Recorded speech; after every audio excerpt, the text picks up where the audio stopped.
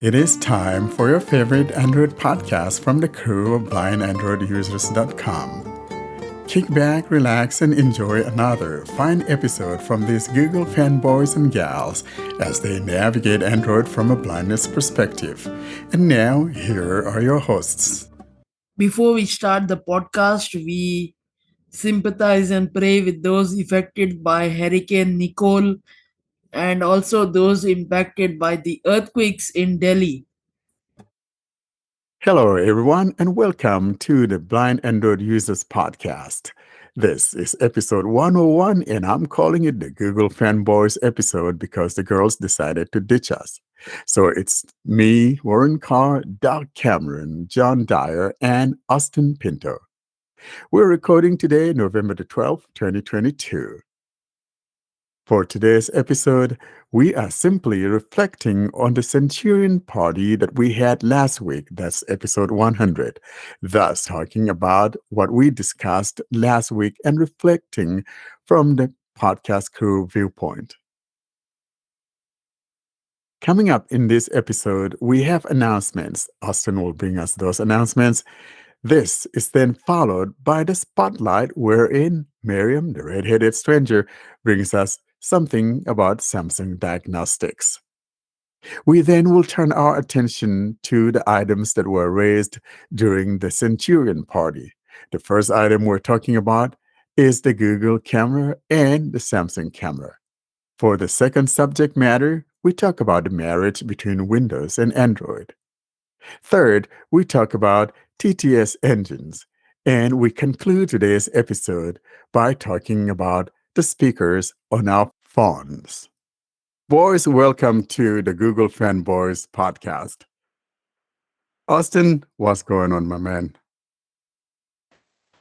So everything is going on good, the work is good, the treatment is going on good, but this week was a little disappointing because India got out of the T20 World Cup and tomorrow is the final. So let's see who takes the World Cup tomorrow.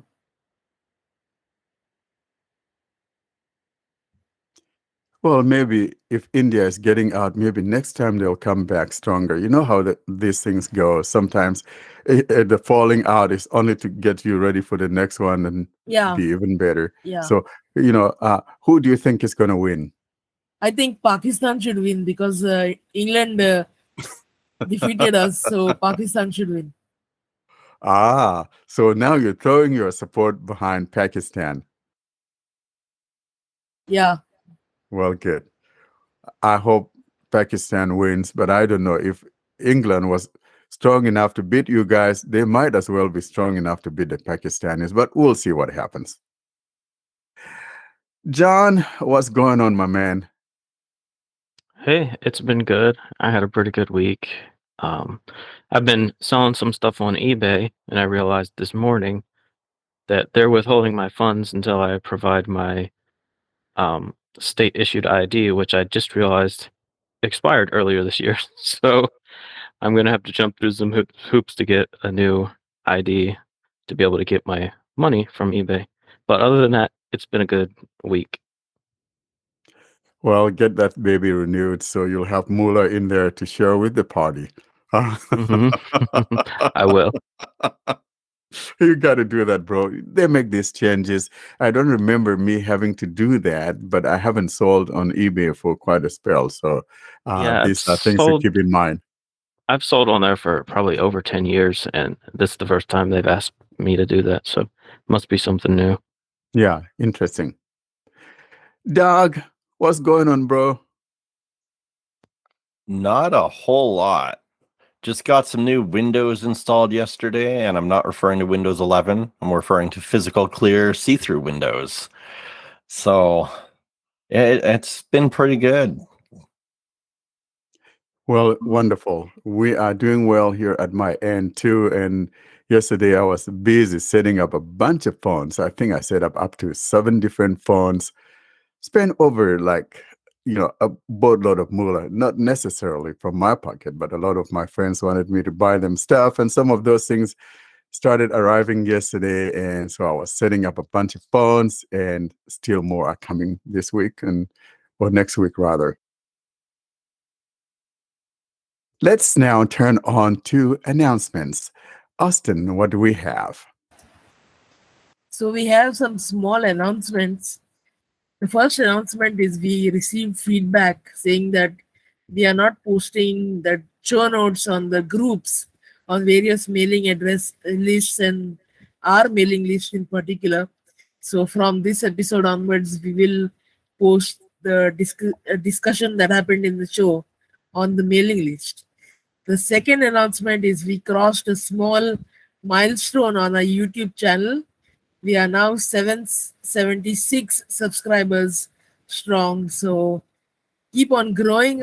We are just 224 from reaching 1000, and I hope we do it before the end of the year. The third announcement is YouTube has rolled out a new feature for YouTube creators in which they can choose their channel handles. So ours will either be blind Android users or BAU. So depends on how the handle limitations are. I'll have to read it and I will update you next week on what exactly the handle is. Thank you so much, Austin. That's beautiful. And guys, subscribe, subscribe, subscribe.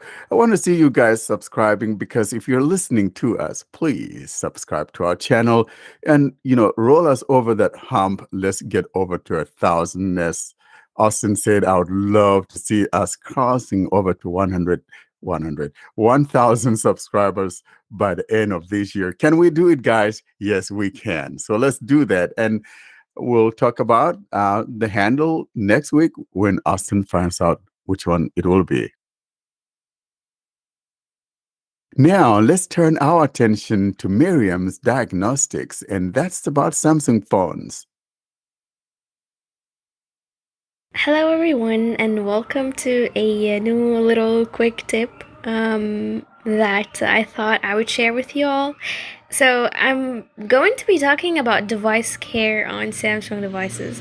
I used to love this device care feature that Samsung used to provide in their phones in earlier generations of Samsung devices. I think I had this since probably my J7 Galaxy J7 2018, and it used to work pretty well because what it does basically, it actually looks for malwares, and it clears cache directly. It it removes and deletes all the temporary files that you don't need, and it removes all the stress that you have on your RAM and all that. It's amazing. I really love it. But also there's been something really amazing that got released in the the One UI 4, I should say, and Android 12. So basically I'm going to show you the whole thing and how it looks like, and when we get to the new thing, I will let you know what it is. We're going to keep this short and sweet today. 3:14 p.m. Right, so we're going to go to settings. Recent apps. Settings. I have it open already. Settings. Accessibility talkback. We have accessibility. General management apps. Default apps. Battery and device care storage. Memory. Device protection. That's what we need. You can either get it. It's pretty close to the bottom of the whole settings. You can also type just device or care or anything like that in the search bar. The top. Digital well-being and parental control. Screen time. App timer. Advanced home screen layout. App icon badges. You can find it. Mariam Mawson Sam. Search settings button. Here. Type in care or device care. And you know what? Let's just do it. Settings showing English. C-A-R-E. Care. Clear search. Top hits. What battery and device care. Battery and device care. Go. WhatsApp 2,331 messages from 12. The same. There you go. Result. Battery and device care. Battery and device care. Top hits. It's called 1. top hits because obviously it's the settings. We have also battery and results. 3. Let's see. Battery and device care. Again in the results. Care report. There's something called care report. Space. Apps. App info cache reader. Cache reader. I don't know. Space. Because I think Others. Google Assistant your places. Space. Navigate up button. there's CA, so it thought it just showed me cache reader because it there's letter C and the letter A here. too. Right. So we also have. Let's go to device care. Group other space. App info apps. Space. Care report. Battery and device. Battery and device. Care report. By the way, the care report is actually included in the device care settings. However, it shows you like the things that are in the settings themselves, the little and the little categories, which is amazing, because if you're looking for a certain setting, it doesn't only like show you the top things, it also like looks into every single settings category, and it looks into that too, which is amazing. Battery and device care. English. Battery and device care. Battery and device top hits. Battery and device care report button. We have the care report. Let's see what is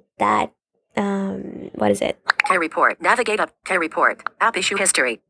Chrome issue detected. Prolific Works app put in deep sleep. Smart Tutor app put in deep sleep. See all button. Right. Restart history. Last auto restart. Never. Check out the apps that have been put to sleep to save battery. Check sleeping apps button. About battery lifespan. If you're seeing reduced battery performance or noticing battery swelling, check your phone at an authorized service center. Navigate up button. Okay, so it basically gives you a WhatsApp 2,332 messages from 12 chats. Of the whole thing, like the whole device care thing. The battery gives you a little bit of a heads up if you have any problems with your battery. It also tells you like when was the last crash, and the last crash I had it was with Chrome actually, because there's a problem in Chrome when you want to autofill something. It usually crashes if you scroll, while if you actually touch the screen and trying to find it by just touching the screen, it won't happen. So that's why Chrome crashes. It also tells you what are the apps that have been put into deep sleep recently, and the recent two actually are Smart Tutor and Prolific Works. Navigate up. All right, we're going to get out of that. Device. More options button. Care report. Good. No battery or security issues. Right, it tells me that everything's good.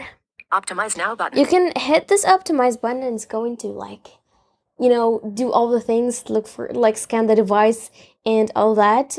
It will do all the work for you basically. And if there are any apps that need to be put into deep sleep because you don't use them, or there are some apps that actually use the battery too much, and the device care detection thinks that it's so it's risky or whatever, it's over using your phone, it's going to tell you right away, which is awesome.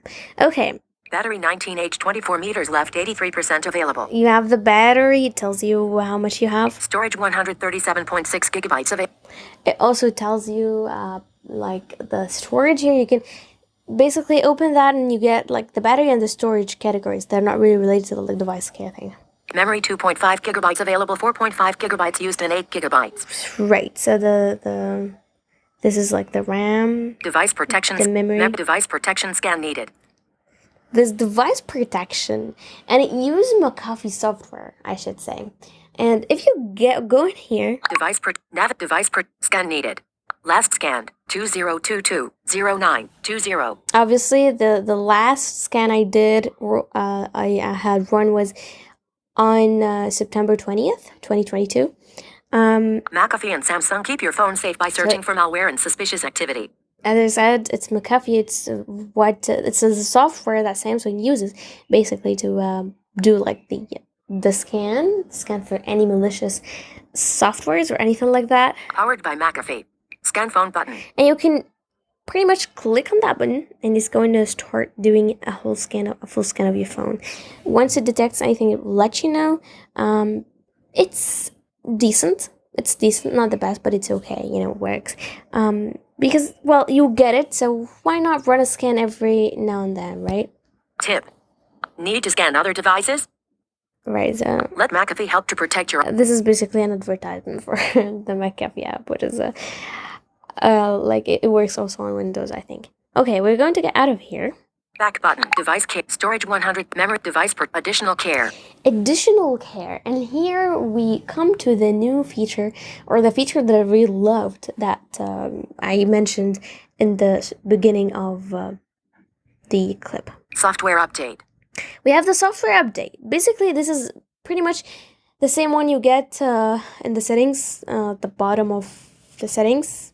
So it's also here, as a part of your device care. You should check software updates every once in a while. However, if you have auto update turned on, that shouldn't really matter, because once there's a new update, it will just inform you, right? So Diagnostics touchscreen, sensors, And- charging, and more. there you go. This is the new one with a feature that I really, really, really, really Device diagnostics loved. touchscreen. And by the way, it's the last item in here. So let's open that one. Samsung members. It opens this pretty cool app called Samsung Members. Samsung members. Um, Diagnostics. And 0 of 24 items tested. Diagnostics. what it does, let me just give a little bit of an overview. So what it does basically, it tests every single piece in your phone. Especially physical things, the NFC chip, the buttons, like the two volume buttons, as well as the side key or power button, whatever you want to call it. It also tests your touch screen, the camera, the flashlight. It's a hardware test, which is amazing, because once you figure if there's a problem, it's pretty good, especially if you have just updated your system and you want to make sure that there are no bugs or anything like that, especially if you're on the beta, the beta testing for anything else, like the system itself. So here 0 of 24 items tested. we have 24 items that you can test, and it tells you 0 of 24 items tested, obviously. Progress bar 0 position. Progress, this progress bar, it's on 0 because we still haven't run any tests, right? Perform tests to make sure your phone is working properly. Yep. Okay. You can test a function individually by tapping its icon. All right. Not tested. Not tested. NFC. So here we have every single item. You can either, as it says, You can test a function individually by tapping its icon. tap every single icon. It's going to test it individually, right? Or if you don't want to do that, you can Not tested. Vibration. scroll. Not tested. Camera. Not tested. Cable charging. Not test all button. Test Navigate test all button. all. If you want to test every single item of your phone, right? If you want to do that, that could totally work. Okay, I'm going to pick only one because obviously it's going to take a little bit of a time. It doesn't take too much, but maximum of 5 minutes if things are not going too well. But at least you can run this test every once in a while to make sure that your phone is working properly, right? So let's pick one of them. Perform tests. You can test. Not tested. Not tested. SIM card. Not tested. NFC. All right. 30-degree import size I'm feels like. going to pick 2. Why? Because there's some tests that the phone does on its own, but there are other tests that would require from you to do some tasks to make sure that it's working. And it's going to ask you, okay, is that working or not? Is that working or not? And you should confirm that this feature is actually working. So we'll pick the You NFC can test. Not tested. NFC. chip first, because it doesn't require me to do anything. And then we'll pick one, another one, You can not tested. in which WhatsApp 2003. we can do the tasks that it requires. Samsung member. NFC. Progress bar 0 position. Checking. Checking right now. We'll see. NFC. Normal. Retry button. Navigate up. NFC. Normal. Normal. Retry button. Right. This retry button means if you want to retest, okay? If something is not working and you want to make sure that it's actually not really 100% working, that way you should take it to the the Samsung, any Samsung store close, nearby. Navigate up. Okay, so the NFC chip is working properly. We'll get out of this. Samsung members. And we pick one You can test a that function in- needs us to do the task. Working properly. NFC. As you can see, it changed from not tested to working properly. Now we are actually 100% certain that the NFC chip on this phone works perfectly fine. Not tested. SIM card. Right? The SIM card doesn't require any tasks. Not tested. Power restart status. The power restart status either doesn't. Not tested. Official software. Same. Not tested. By the way, Official software. this will tell you if your phone is running the official software or not. If you're one of those people who loves to do those custom ROMs and all that, and you just wanted to reinstall the stock software that came with your phone, you need to make sure that everything's working properly. You can do that totally here. Not tested. Mobile network. Okay, mobile network. Not tested. Sensors. Okay. Not tested. Proximity recognition. Not tested. Touchscreen. Not Right. tested. Buttons. Those all actually required tasks, but I want to probably Not do. tested. Flashlight. Let's do the flashlight. I have light perception, so I can see if it's working properly or not. Let's see. Samsung member flash. Tap the button to see if the flashlight turns on normally. Okay, so it tells us to tap this, 5. Turn on button. turn on this button. Okay, I can see the flashlight working. Can see it. Flashlight. Is the flashlight on the back of your phone working normally? Yes button. Yes. Flashlight. Normal.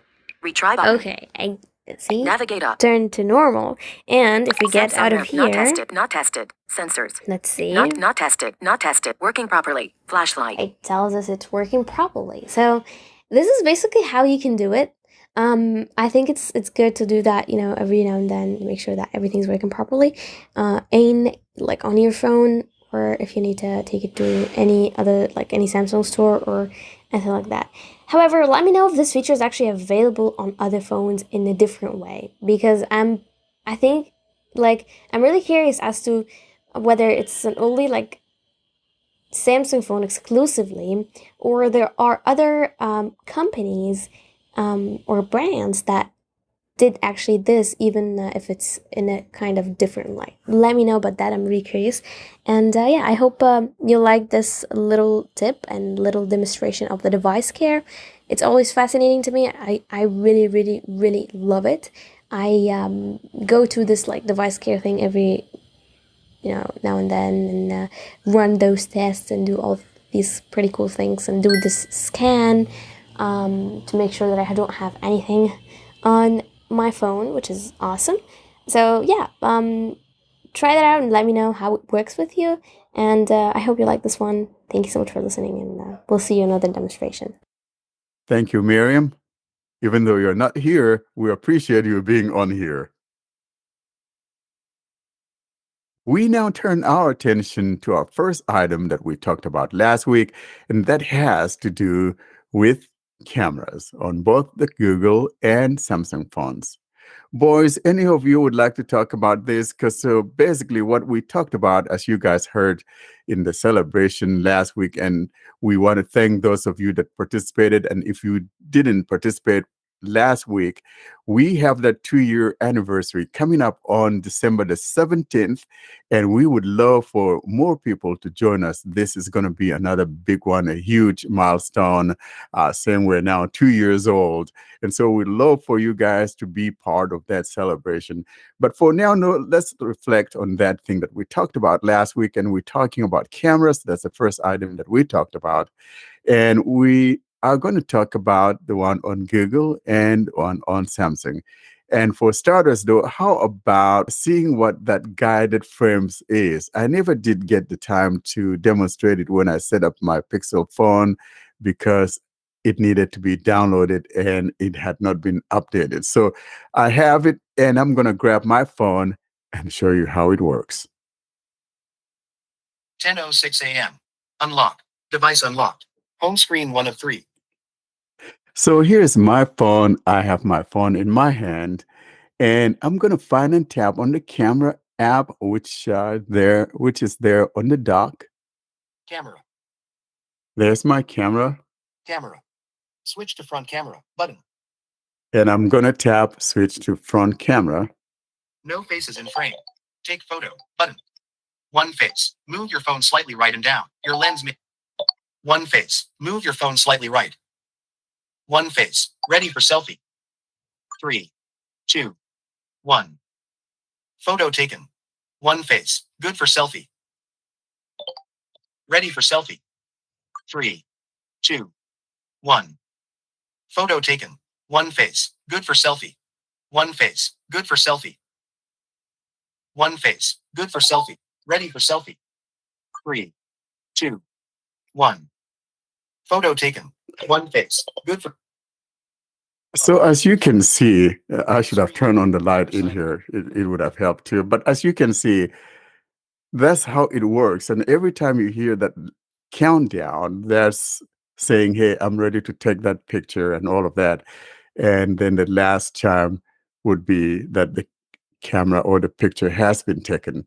And that's what we were talking about. What we would love to see, ideally, Google, if you're listening to us, is that we should have that capability on the back of the camera, because when we have that, I'm not just out there trying to take selfies. I'm not just out there trying to show people how good looking I am, even though I get better looking every day. But I get tired of that. Me.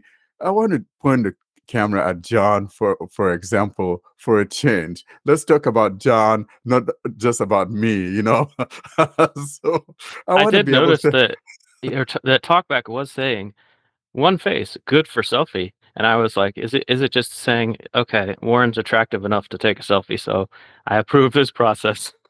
Thank you. Exactly my point. That's what I'm saying, because I get better looking every day, man. I'm not kidding. What if it So, said one face, not good for selfie? exactly. That Then would be I'll embarrassing. be crying in my beer at that Mhm. point. But so what do you guys think about this process? Wouldn't it be nice if we have this feature on the back of the camera as well? Because we're just not about selfies, are we? Yeah, for sure. I think on both Samsung and uh, Google phones, it will. Correct me if I'm wrong, but I think it will tell you there are faces in the frame. Like it'll say one face top left or two faces top middle or something like that. But it won't like direct you, and it won't have a countdown for you or anything like that. That is true. And to prove that, let me open up my phone again. 10:10 a.m. Unlock. Device unlocked. Pin unlock. Home. Camera. Okay, I'm going to open up that camera again, and Camera. 0 faces. Switch to motion mode. One face. Center. With 20% of screen. so I just pointed it at myself. One But face. Top right. With you 30% of screen. you see, though, it's not giving me a guidance. One face. Right. With 30% of screen. One Yeah. face. Right. With It is helpful though that it tells you where the face is and how much of Yeah, the screen it's taking up. camera. So I will say that I'm very grateful for that. But it would be nice to be able to enable it because it's there. They've put that functionality in for the selfie, so why not allow it to be on the main camera as well if you want to? and you know what? Just for giggles, I actually held the phone slanted. So see, if I were to take a picture like that and it says one face in the center, it's going to look slanted when you look at it. So this is what we're talking about. In the selfie, however, if it is not, as you heard, it will tell you to either move it right, a little bit up or down. So it's giving you that full guidance. And that's what I would like to see come to both the Google and Samsung, and frankly, just about every Android phone out there that has this capability. I kind of like the idea of having the direction. I kind of think having something where it would tell us like tilt and stuff like that would be more beneficial. Just because, I mean, some of us don't necessarily have a spatial awareness. So we may think our phones are completely straight up and down, but in reality, it could be off by, say, 10, 15 degrees, which is just enough to make the image look a little fuzzy. But in general, I don't do a lot of selfies. So for me, this really won't be a big deal, but I think it's definitely good for those of us who may want to do more selfies, more Instagram posts, that kind of stuff. That totally makes sense, because if you're into social media or whatever, you want to take those pictures and post on there, it really makes sense. But if you're not, then you're not going to be getting the benefit of it. And so I kind of have the feeling that Google might do that maybe in the next iteration of their phones, or maybe something via the software, because all it needs is just software iteration. And so, Google, if you are listening, fix that baby up. I mean, the places where I can see this being the most beneficial, oddly enough, would be in applications like, say, Instagram, Facebook Live, um, Snapchat, places like that. I can see us being platforms than necessarily in our mainstream cameras. So it would be interesting to see if these come into our all device mainstream cameras through software. I'd be curious to see if this would all start moving into those third-party applications that make use of our front-facing cameras more. So for our episode 100, we had the developers from Seeing Assisted Move join us, and we really thank them for coming to the podcast and joining us also on episode 100. And users asked them some questions. I have tried the app, and the app is really feature rich, but the settings are a bit complicated. So I cannot demo the outdoor navigation, and because I cannot demo it, I thought this will not be good, because once you select navigate with Google Maps, it is just as you navigate with Google Maps. There is nothing different. At least not in India, but in some countries it will announce the crossroads and all those. But in India, it is the same when you navigate with Google Maps. So, in the next week's episode, what I will do is I will show you how to set a route, how to save points and add them to your database. I will show you in deep the settings of the app, and it will explain to you all of the features that the app has. But I will not be able to, or navigating outdoors will be of no use, because it's the same as navigating with Google Maps. But I will show you how to navigate from point A to point B with Google Maps.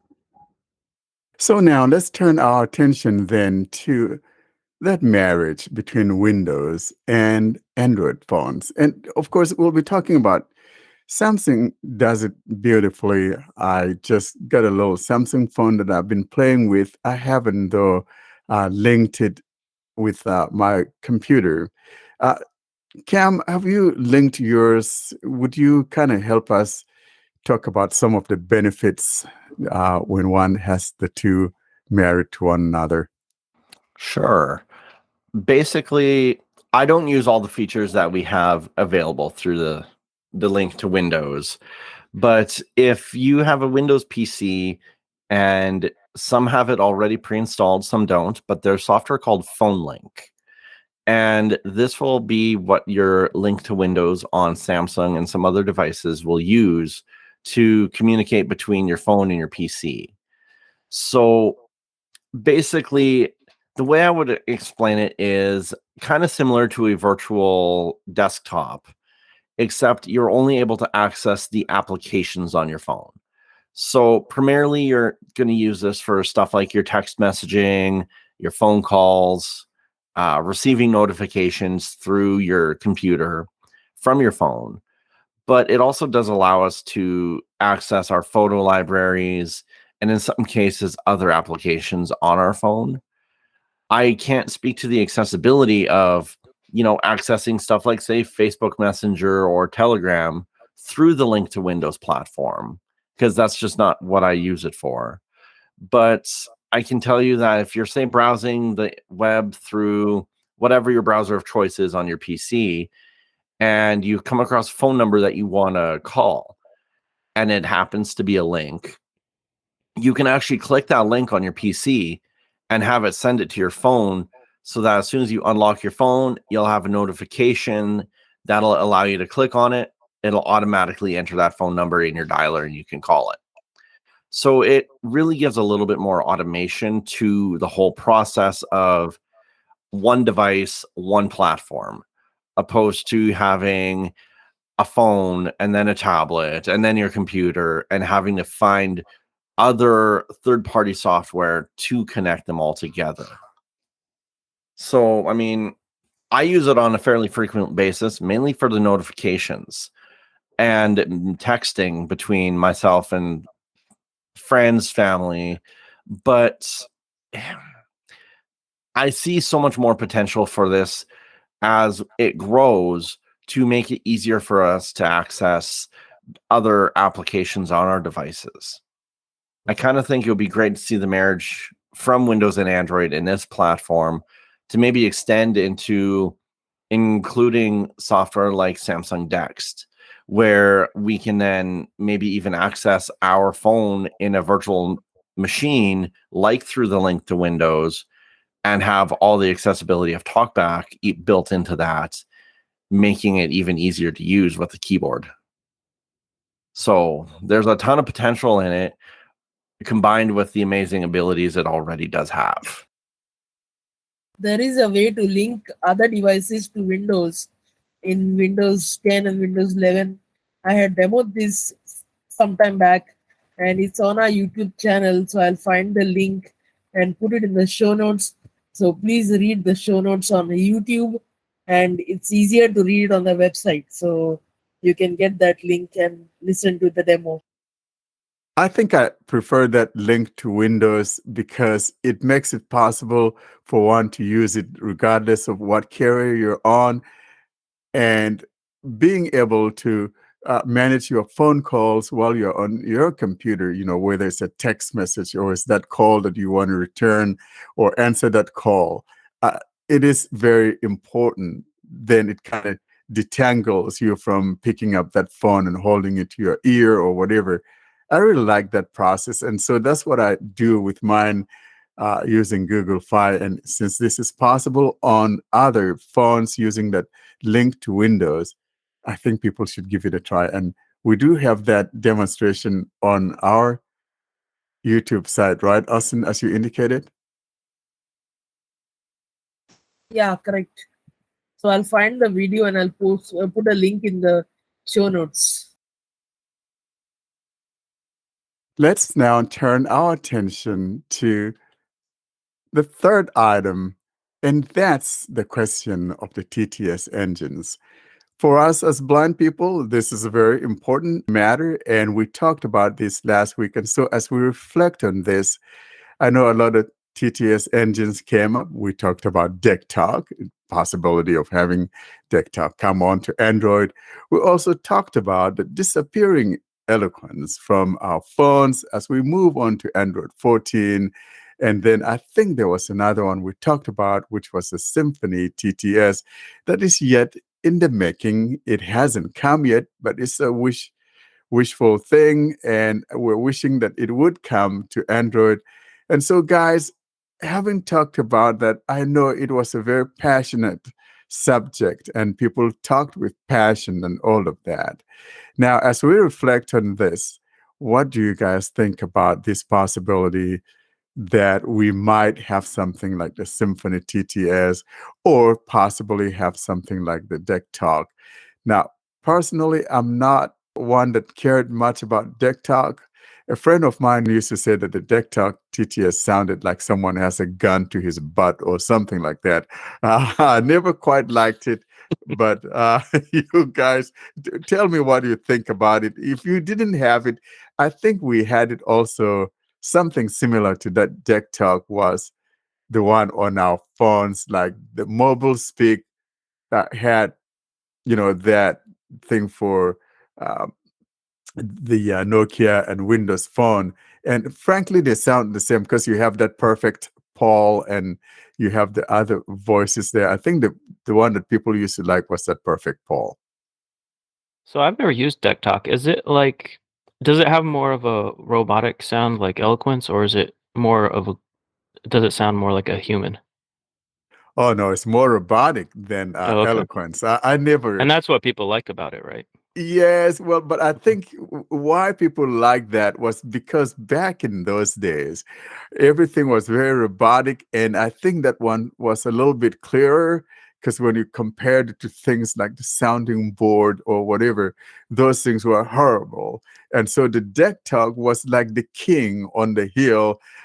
It was first like a hardware base, so you have to buy the either the sound card or the external version.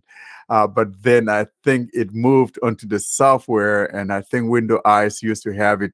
It was called DeckTalk Access 32 or something like that. And so it sounded the same thing. But I never liked it. I never really liked the DeckTalk thing, because I think once we had the eloquence come to JAWS, then DeckTalk just didn't sound right to me.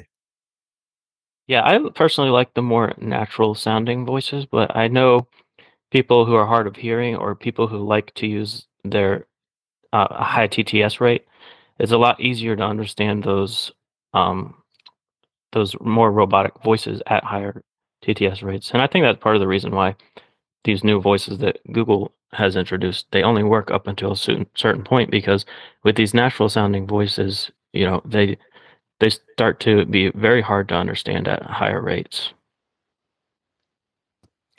Wow, that was a blast from the past. I have not heard anything from GW Micro brought up in like years.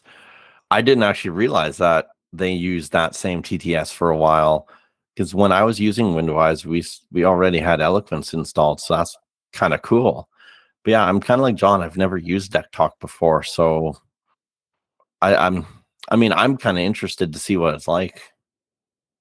So I'm probably just a dinosaur here, because I had that. And like I said, I didn't like it, but blind people swore by it. It was the king on the hill. So that's one of those possibilities that we're talking about, that there's a possibility that we might have that. So I think that when it all comes down to it, the most important thing, as I see it, is to be able to have multiple TTS engines available for the Android platform, like what we used to have when you look back on 2011 and 2012 and up to 2013. We had a plethora of TTS engines. And then, those things started to diminish to where we now have very few choices. All that we have left is a cappella, the vocalizer guys that Code Factory is no longer updating for some odd reason. I don't think we have seen any updates from vocalizer since what? I may even dare say maybe 2020 or maybe 2019. I'm not very sure about it, but we at least haven't seen anything like within the last year and this year from Code Factory with respect to updates on the vocalizer TTS engine. So I wonder where that's going to leave us at, but at least we still have a cappella. And then the one that I think we don't often talk about is the one from, I think, some lady called Olga, and that's the RH voice. It is not a bad TTS engine, but at least we have that. And we have also established that the Sarah Proc ones didn't work on the 64-bit on the Google 7 series. So the Sarah Proc is now slowly dropping out, unless, of course, the guys from that company decide to make it compliant with 64-bit. Once everyone moves to Android 14, then they may not be able to use that. As it is, we can use it on Pixel 7 series. Guys, any other TTS engines you guys can think of? We should not forget the Google TTS engine and the quality of voices that they released. Back in the day when Android 2.3.6 was there, the horrible quality of Pico TTS was what I remembered. I couldn't stand it. Oh my God, the quality was just absolutely like... I hate using this comparison, but it was actually worse than a Ford vehicle. Now you're walking down on the fighting side of me. I mean, not much can get worse than Ford.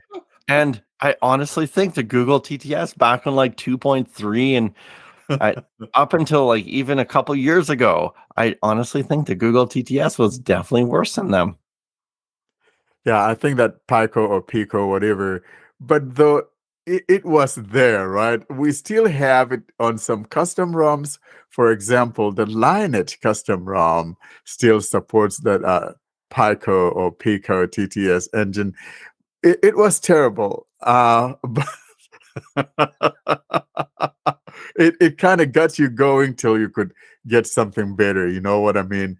Uh, I think that the most important thing is to be able to have something that gets you that speech so you know what to do and get a better speech. And John, you are talking about the Samsung TTS engine. I actually, so when I got my Samsung phone yesterday, I tried the Samsung Voices and updated to all the newer voices and all of that. I still kind of find myself preferring the Google speech services over the Samsung ones. And it is just one of those subjective things, and it all boils down to subjectivity.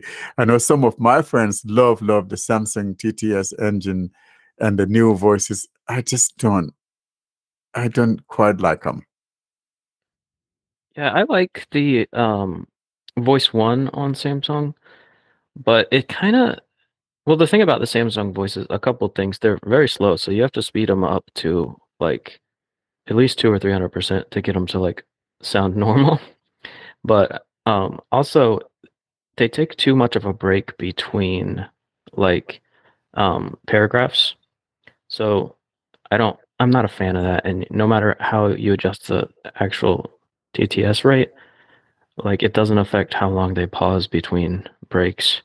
So that's the thing that kind of bothers me about the Samsung TTS engine, and that's what makes me go back to the Google TTS. And also the Voice One for Samsung, she kind of sounds like a little bee buzzing in your ear or something. Like she has like a little, you know what I mean? She has like a little buzzy sound to her.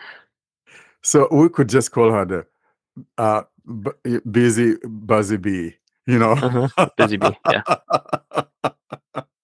Well, so I listened to some of them. They have like quite a handful of them. I think there's some there though that for some reason sound more like, I mean, even though they're like American voices, however, it sounded, I think either the Lisa or the Stephanie, I don't remember.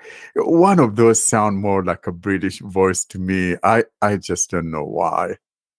Yeah, she It's has just a weird accent. It's like it's kind of British, kind of Australian, kind of something else. Like it's just she has a weird sound to her, and it's like why is she even there in the US voices?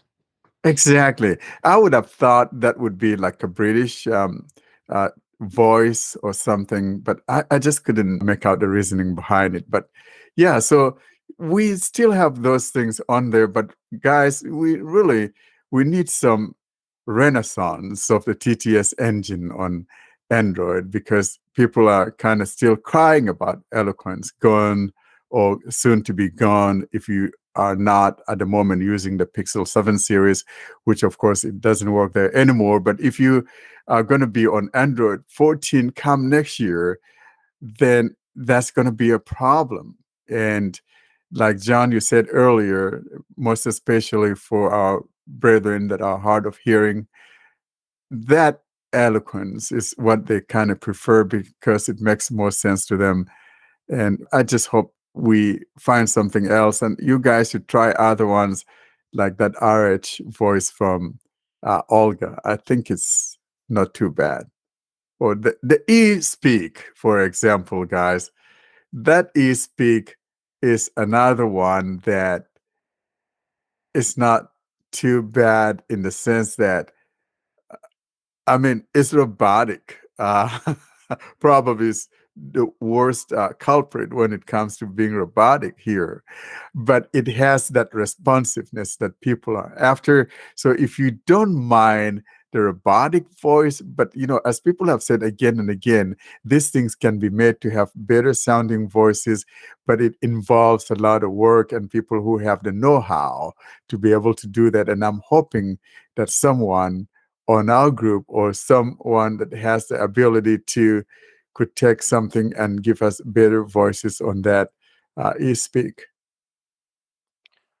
I'd be happy if somebody would steal Alex off of iOS and put it to Android. That was the most realistic voice I've had that I can actually understand at relatively high speeds.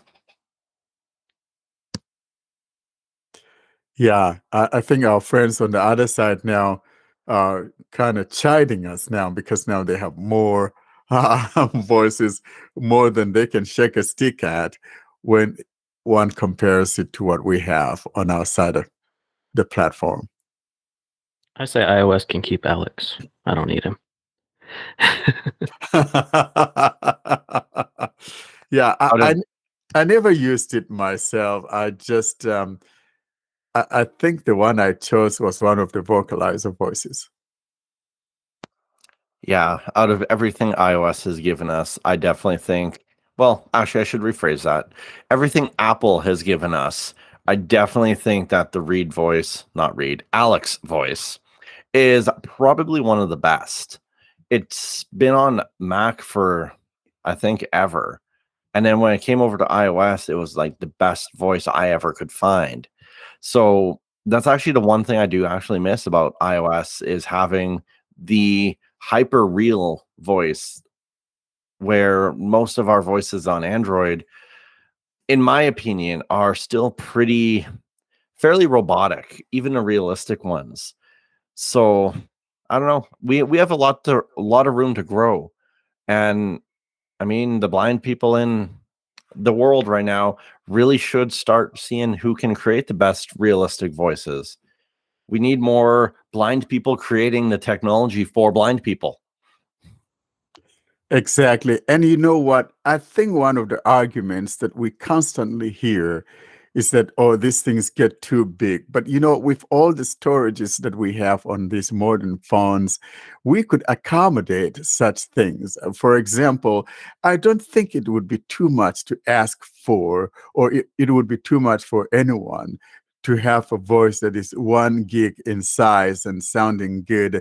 I think that Alex that you mentioned is almost like 800 or maybe almost 1 gig in size. And, one can choose to use it or not use it, but make that available, give us those high quality voices, especially like what we're seeing on the Google speech services. But Google, let's push this thing out to everyone because I kind of get tired of hearing people are not having access to that. And if the requirement were simply a 64-bit compliant machine or phone, then most of the people out there are having phones that are 64-bit compliant. And if they are, why are we not pushing this thing out to them except those of us on the Pixel and running Android 13 or whatever? It's just not so bueno, so to speak. Well, let's trot along and let's move on to our next item on the plate, and that will be the speakers on our phone. Now, when it comes to the speakers on our phone, for those of us who are blind, this is key. And I remember those days when, every phone has that bottom firing speaker, and then the HTC, the guys revolutionized how those things sounded and brought us stereo speakers. And it was quite a thing. And then it took a while before some other manufacturers started implementing those stereo speakers. Guys, what are your thoughts about these speakers? For me, I think speakers are very important to me as a blind person because that's how I interact with my phone. Everything I do revolves around that speaker. Of course, we can use the headphone and all of that headset, whether it's Bluetooth or wired, but these days, the wired headset is no longer something that's available on most phones. And so we have our speakers and the headset. I think the best sounding audio is from the HTC. I think it was the Chacha or the Desire, and the second one is from Sony. I would in fact rate both the phones the same level of audio. Yeah, so the HTC started, it was the M7. I think that's when they implemented that. And back in those days, HTC has, you know, the ownership of the Beats Audio or whatever that thing was before they sold it to Apple in 2014. And so if you look at those older phones from those guys, you see that signature sound on there. And I think the last one to have that was maybe HTC M8. No, actually the 10. The 10 has it because I still have the 7, 8, 9, and 10. I have all four of those, and the 10 even has it. Now, I don't know if the 11 has it, but I don't have that one. Does anyone have the 11 from HTC? Nope, I don't have it. I think I had the M8, but that's all. Yeah. And so, you know, the Google speakers, they sound good. Um, the first time it got introduced, this is a very funny thing because the first one that came through on a Google phone was the Nexus 6P, or actually, what am I saying? Nexus 6 back in 2014. That was the first phone that came with stereo speakers on the Google side of things. And then for some odd reason, I still don't understand how that happened. But for the first generation of the Pixel phone, it didn't have stereo speakers. And they would not reintroduce that back until 2017 with the Pixel 2. And then with the Pixel 3, then we have that more boomy sound, which has become the signature sound on Google phones. And then John, I don't know if you know this, but you notice that on the Pixel 7, you don't have that too much of a boomy sound like what we have on the previous generations of the Pixel phones, starting from the Pixel 3. What I noticed that with the Pixel 6 series, if you turn up that volume a little too high, then you get a little bit of a distortion and a crackling. But on the Pixel 7, and I think I've shown this maybe like a couple of weeks or so ago, you don't hear that distortion or that crackling of the speaker. And I think that is partly owed to the fact that it isn't as bassy. It doesn't have that bassy sounding sound like you have on the other Pixel phones, like the Pixel 6 or Pixel 4 and things like that. John, did you observe that? Yeah, and it makes it sound. So I noticed you were using, I think it was voice 7, maybe voice 7, but or maybe voice 5. But the male voices, especially in the newer Google TTS, it's like they sound a lot better, without the phone being so bassy because they don't get as fuzzy at louder volumes. So I do like that about the speaker on my Pixel 7. I did notice that I can turn it up louder and I can still hear it clearer. Exactly, because I think I was actually able to turn mine up, accessibility volume up to 100%, and it was still sounding good. And this is the one I have. 10:46 a.m. System UI.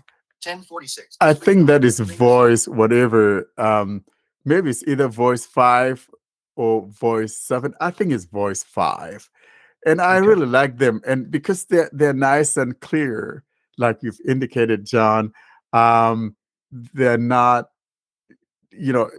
on the previous versions of the Pixel phones, if you turn up the volume, then it gets that distortion and all of that. But, I think it's because they are more bassy. And I kind of like the implementation on the Pixel 7 series. Yeah, I always kind of like the deeper sounding TTS voices. Even my favorite voice in the old Google TTS was the female voice. I think it was voice 6, but that was like the deeper of the female voices. So I've always kind of tended to use the deeper sounding voices for some reason. They're less irritating to me over time. So it's nice to be able to use them at high volumes if you're in a an area, like if the TV's on in the background or something, you could turn it up and still hear it clearly. Yeah, for the longest time, I was using that voice 6 too because it was my favorite. And if you listen to some of the demonstrations that I have, whether some of the talkback highlights or whatever, I utilize that voice 6 a lot. And then of late, I think I have moved to voice 5, which is a male voice. But that voice 6 is another nice voice variant that I like if I were not using voice 5 or voice 7. Yeah, I don't know that I'm a fan of the new voice 6. Like voice 6 was by far my favorite in the old voices, but in the new voices, I don't think I like her as much as I used to. Yeah, she's still there though. I think another one though that's not too bad is variant 3. That's a female voice too, and it's not too bad, is it? I can live with that one if I have to, if I don't have another choice. But I mean, it's decent enough to where I could. But like you, I think I kind of like TTS engines that have that bass to them, and some do and some don't, and it really makes a difference. And talking about that, when I use either Allison or what's the other, Ava on vocalizer. So see, I would have been the one to like the Ava voice, but for some reason, I kind of don't like the Ava voice. I kind of prefer the Allison voice over Ava. Well, so folks, that would wrap up this week's episode. And we thank you so much for listening to us. Austin will give you a way to contact us in the event that you want to contact us. And of course, we encourage you guys to contact us. And whether you want to come on as a guest and talk about your Android journey story or whatever the case may be, Austin gives you a way to contact us. Austin, how do people get hold of us? For people to locate us, they can email us with their questions or feedback or comments or recording submissions to contact us at blindandroidusers.com. They can browse our website, blindandroidusers.com. Check out our YouTube channel, youtube.com/blindandroidusers. Subscribe to our mailing list, Blind Android Users, plus subscribe at groups.io. The links for Telegram and Twitter, Clubhouse will be in the show notes with all the other links. So that is it from us this week. Thank you so much, Austin, for that information. And guys, you can get a hold of us that way. And that wraps up this week's episode of the Blind Android Users Podcast. And from me, it's goodbye. Later. Have a good week, everyone. Thanks for listening to another clip from the Blind Android Users channel. Don't forget to hit that subscribe button so you're notified of every new material that we upload. Thanks again for listening to the Blind Android Users channel.